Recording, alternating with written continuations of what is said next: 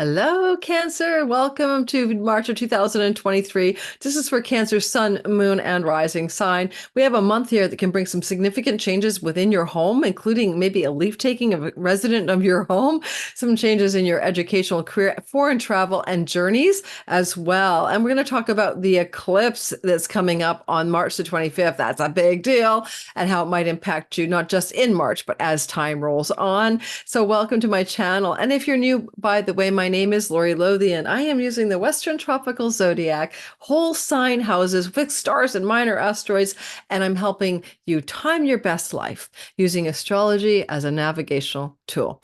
And if you want to like and subscribe and try me out, I'd appreciate it. I'm a very educational astrologer, and so I will be teaching my Sky Reader fifth time class. I've taught this class coming up in April. It will last for 6 weeks of teaching, 7 weeks in total. We take a break between the 2-3 week segments. The first part is learning the basics of astrology, enough that you can use the last 3 classes, which are timing tools and techniques. And if you want to join now, please get on the wait list, because I'll open the cart in the middle of March for the tuition and getting enrolled. But early bird access on the wait list, discount codes, and it fills based on the wait list, usually not on the general public that I'm putting out here. So by getting you on my mail list for the early bird notice, you'll usually get into the class. All right. First of all, you're a Cancer. You're always about that lunar energy, you're sensitive, you're emotional, and we're having an interesting month because you're getting some very strong support this month. I'm going to start on the positive. Some very strong support as a Cancer rising, especially, and Sun and Moon. Rising, everything about your life, Sun, career and purpose, Moon, home and body, for example. You're getting a lot of support from Venus this month. She's flowing to you from her exaltation in your ninth house of God and higher education. This is your Pisces region of the sky. And she begins to flow and glow towards your body and your identity, and maybe make you feel a whole lot better about reality, March the 12th. And she continues to flow through this ninth house until April the 4th. And this usually is a feel-good time. Maybe puts you in touch with opportunities for leisure travel, pleasure travel, foreign country travel, better outcomes in legal matters, especially with courts, a time when you can also connect with the deeper meaning of life in a place that brings you joy, especially spiritually, like finding your perfect community in church, or enjoying the sermons with the pastor, or finding your ideal meditation group or something. But at the same time that she moves to her sign of exaltation, she's going to be doing a lot of good things by transit to other planets. And we'll be getting into that when I break down the month ahead in a bit by bit, date by date, chronological order. But just know that you've got this overall beautiful energy from exalted Venus flowing to you from the middle of March, March the 12th onward. But before she arrives there, she's finishing up a journey in Aquarius that she began on February 16th and continues to apply pressure gently to your 8th house of chunky money until March the 11th. This is like the money you share with your spouse, your business partner, perhaps, 401k and taxes. Having Venus here, she's about money anyway, and Mars will be there and Pluto with her for quite a bit of time. And so it's really coming to terms with investments, 401k, savings, RSP, registered retirement savings, taxes, rebates, or maybe mortgages and refinances and things like that. Looking at your big term, long term money stories are very much her focus for you to help you get into more of a alignment there. But Venus with Mars here, going back February 16th to March 11th. It can also look like secret love affairs. And, there could be secrets spilled about secret love affairs with Mercury there as well, or just secret love affairs becoming known or hidden from view. So know that that's something going on that can be the more difficult side of her journey through your 8th house from February 16th to March the 11th. And then we're going to move into Mars. Mars is like the warrior, and he's been trundling along and even conjuncting Venus in Aquarius, something we haven't seen since 2022. And you might want to go watch that conjunction video, because we're back to the cosmic lovers. What the hell's going on back there in your secret love affairs and forbidden love topics that may have been important to you in the month of February, especially around the 22nd of February, because she's still Mars is still there in this part of the sky. She doesn't leave it, as I mentioned, until March the 12th, and Mars doesn't leave it until March the 23rd. So sometime, before March 12th, those two are tangling there, When Mars leaves there on March the 23rd out of your eighth house and moves into your ninth house, this is going to be March the 23rd to April 30th, a whole lot of possibility for foreign shore travel or legal court battles. Maybe also a lot of passion and hard work going into academic settings, and things to do with visas and passports can be quite active. So you might be looking at the lens. Book publishing is up here, passionately pursuing your book publisher agent or something like that. And with Venus actually up there as well, it may not be a good time it might be a good time for a book deal for anyone who's into the publishing industry. But travel, Mars is kind of a travel guy. He's an adventurer. He's up in the ninth house, and you may be looking at the possibility of an opportunity to take a foreign shore travel opportunity or trip. And you may plan it or take it between March the 12th and April the 4th. So don't be surprised if some kind of planning opportunity doesn't come up. It can involve an opportunity with a younger or elder sibling as well. So those things are very active for you at that time as a Cancer, Sun, Moon, and Rising. When Mars is in your ninth house, and the dates I gave you, I will repeat them. He'll be up there from March 23rd to April 30th. Well, not so bad for winning at legal matters. So winning and prevailing in court can happen. And Venus can also signify a win as they travel up there together. On Mercury's side of the story, as he changes his signage and house this month, Mercury will be moving through Pisces as the month begins, all the way through till March the 8th. That, of course, is that ninth house of courts, legal matters, academics, book publishers, and stuff like that. So having him up there, until March the 8th, you could get a legal contract for a publishing deal. You could get the visa thing signed and the passport contract signed and done. You could get the acceptance letter for a university for you young people who are listening here. Mercury up there can definitely deliver it, with Venus and Mars coming in there as well. It looks very good for a very exciting, positive connection to university acceptances, maybe getting what you really wanted, dreams come true energy with both Neptune and Saturn up there as well. And so when Mercury comes into that Pisces place, which is sometime mid-February and doesn't leave until March the 8th, this is definitely like that acceptance letter energy for academically oriented people. Yay, you guys. Yay, you young people. Then we see that Mercury moves into Aries, where he will stay starting March the 9th to May 16th. Well, that's your career space, and that's a retrograde and a cazimi with the sun during those 2 months. Very important time. We haven't seen a Mercury 2-month stay in Aries since 2017, and a cazimi and a retrograde. So this is going to really highlight your career and reputation space as a Cancer. You've got Chiron moving through your house of your career and reputation. You've been trying to find your true purpose and the unique gifts and skills you're here to offer the world since 2018-19. And now you're healing that back in February, right? With the conjunction on the 19th of the North Node in Chiron, maybe even a bit on March 5th with the Mean Node conjunction. And as that's being healed and you're aligning with the deepest purpose and highest use of your talents and gifts, and the career wound is coming to an end, you may notice when Mercury's up here, here for 2 months, game freaking on. He will retrograde up here, hearing from bosses, colleagues, coworkers, or career opportunities from your past reemerging, hearing from people from your past in your career space again. Again, we're trying to move into more alignment with your career. And, he will be there, as I said, for 2 months. So March the 9th to May 16th is a long time. But those first 3 weeks when he's direct motion in the month of March, you may be discovering more about what you want to communicate, negotiate, sell, or market, or speak to when it comes to career. And for some of you, it can also lend itself perhaps to a new career negotiation, contract, or opportunity as well. Now we're going to talk about the breaking it down bit by bit, step by step. Where's my notes?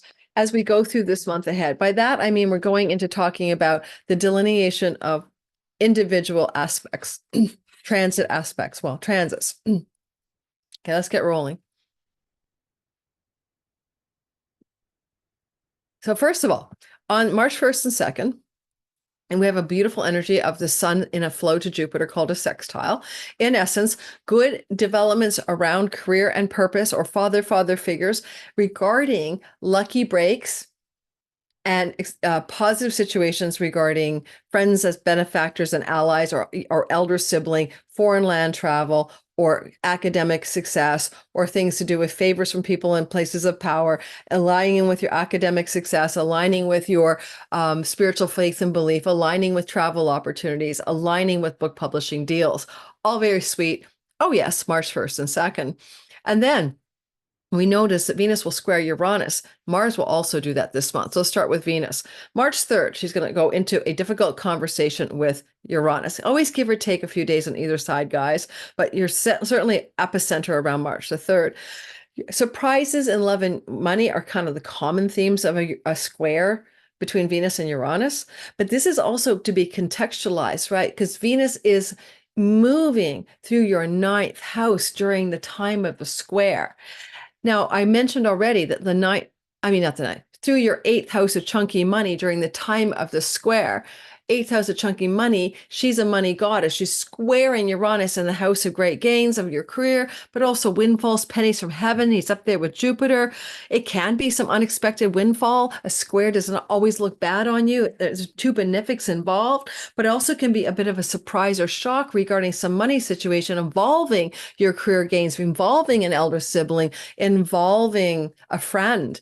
And I think it looks good because of Jupiter in Taurus in Venus's sign.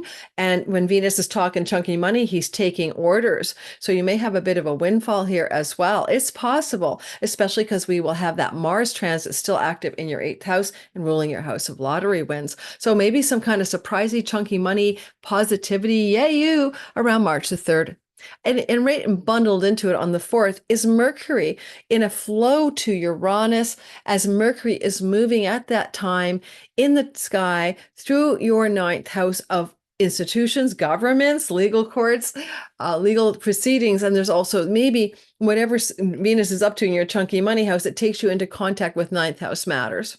Like you win a lottery, you have to call the government so you can get your ticket signed up and your money from them or something like that. Or some surprising financial goodness to do with also communications with foreigners, foreign lands, academic environments, and book publishing. That's all around the 3rd and 4th of March. Then on March the 8th, okay, Neptune will conjunct, Mercury will conjunct Neptune. Neptune and Mercury become one. This is a vision boarding day, daydreaming, imagining, spell casting, go for it. Fusing your mind with the divine, unconscious, flowy, transcendent Neptune. Neptune is in Pisces, so will Mercury be in Pisces? That's the house of God, spirituality, your dharma, the direction your life should go in for meaning. What's going to happen here? I don't know. Neptune, Mercury can be a good day to dream into being something that you wish to happen. Don't forget, we got lovely Venus supporting you there as well. Not right then, but later when she moves into that part of the sky after March the 12th. So daydream believer it into being. What do you want to pray to God for your life to look like, basically, or to the divine or the goddess? Mars will come into a square to Uranus, and that's on the March 10th time frame. Venus did this earlier, remember, on March the 3rd. Now, mopping up after her is Mars, the god of decisions and actions and willpower.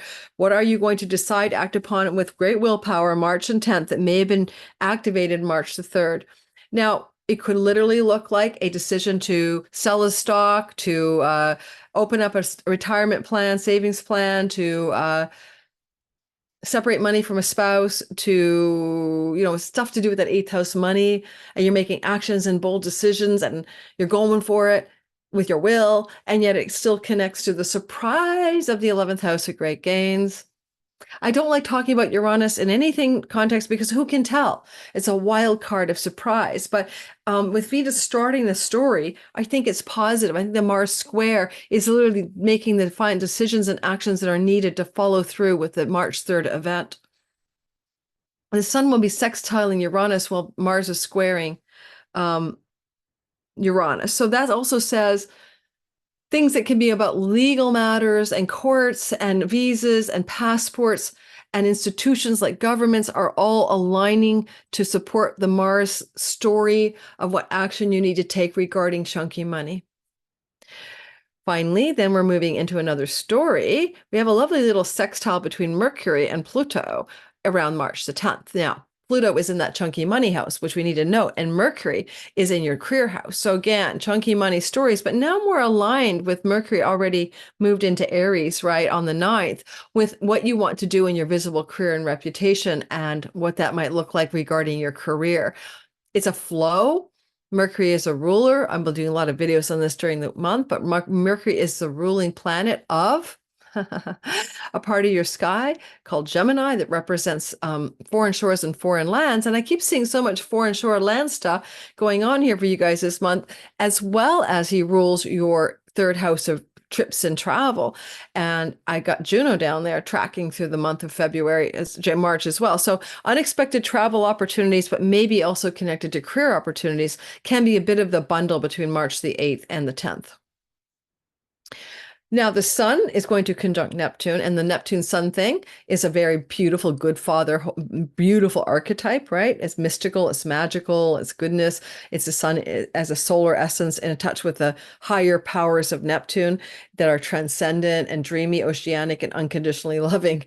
Now, on the 16th to the 18th, this energy of the two of them together in the sign of Pisces, where Saturn is all about making those career dreams become real. But in your case, your money dreams too, because the sun rules your earnings house. So how can you be like looking squarely at opportunities, maybe plan a trip to daydream, believe, or get into a deeper dive into how career success looks in terms of your earning strategy, most effective earning strategy, and also what do you really want to be doing that's exalted, that's powerful and meaningful in your career that also makes money? Career opportunities can emerge here as well if it's from a father figure or someone in a hierarchical position of power, like, the dean of the university or something, or the head of the book publishing company coming into contact with you March the 16th, the 18th in a very positive way. But boil it down to vocation and earnings and meaning of life, question marks and answers. On March the 21st to the 22nd, we're going to see the sun flowing in a sextile to Pluto. Now, Pluto is in that chunky money house. And at this point, the sun is in your career space. So career power and chunky money, severance packages, sign-on bonuses, buying the stock in the company. Who knows? But it looks good on you. Then we also know that you could also look at things to do. No, we'll keep it at that. We're also going to look at the fact that Venus will co-join Saturn. Love is hard, love is enduring, love is responsible. Money is hard, money is enduring, money is responsible. Connection between Venus and Saturn on the 21st and the 22nd of March as they combine forces in your 9th house of God. This can really be a powerful time of assessing the value of love and spirituality and the combination of responsible endurance and not giving up. You persevere in something that matters to you in the 9th house, whether it's finishing that university, getting that book published, getting that legal affairs squared away with courts, getting that travel plan down. And Saturn is a responsible, dutiful, and perseverant quality. Saturn can be an elder and Venus can be an elder female. Could you be looking at elder female stories going on in your life that are positive? It flows to you as a Cancer. It's a water trine. Those positive stories may be very obvious to you March 21st, 22nd. And again, because of so many travel things going on here in your chart, that may also be traveling with an elder or to see an elder female, for example, to maybe to a far off foreign place. On Venus sextile Jupiter twice on the 24th, 25th. It kind of sprawls over 2 days, depends on your time zone. On the 24th and the 25th, opportunity, luck, wealth, Jupiter, goodness, hope, Venus, harmony, beauty, and money, sextiling and love, sextiling, flowing to each other, beautiful energy, mutual reception as well. They're in each other's signs. So on the 25th and 26th, this is Venus exalted in the sign of Jupiter's home of Pisces. In traditional astrology, it's Pisces is his home sign. And Jupiter's in her Taurus home sign, and they're talking to each other. This is a hotline of goodness. Not chunky money, great gains from your career, reputation, friends and allies who are going to give you favors, good things with an elder sibling that are outside the bounds of goodness. So good for you. Elder sibling travel, elder sibling academics, elder sibling lending you a hand, friends who are allies and benefactors supporting your endeavors in legal matters, and ninth house factors. So it's such a beautiful energy. And I don't know, it's like beautiful, and it's fortified by Saturn, who says legacy, enduring and lasting and responsible and dutiful and realistic results. Yeah, I like it. And then we move into Venus flowing in a beautiful way to Saturn, not the square of March the 3rd, but now a sextile as she has moved away from the place that she caused the square, your chunky money house, and has moved into a flow from her exaltation in your ninth house and flows to the moon and says something like, I mean, to Uranus, oh, let's bring in some money surprises or some money delights or some financial and love and money success stories. I don't know, single cancers, maybe you could meet love from an introduction to a friend on a far off trip, for an example. Now, there is an eclipse, as I hinted at earlier. I hope I did. The eclipse in Libra on March the 25th is happening in your fourth house. There was an eclipse there, by the way, solar on October 14th. There's a lunar eclipse here in October 2nd. There's another eclipse, it's solar, 10 degrees of Libra, fourth house energy. Of course, the closer your ascendant sun or moon in Cancer is to 10 degrees, then the closer this is to impacting you directly. But in the 6 months that follow, the 25th of March, and maybe the month before, you're going to have some changes in your home. This is where I mentioned earlier in the intro, someone could leave the home, a leave taking from the home of someone that lives with you. That could be a possibility. Or another option is it can be you leaving the home or getting ready to leave the home or planning to surrender the home. It's more true if your floating IC is in the fourth house using the whole sign house system.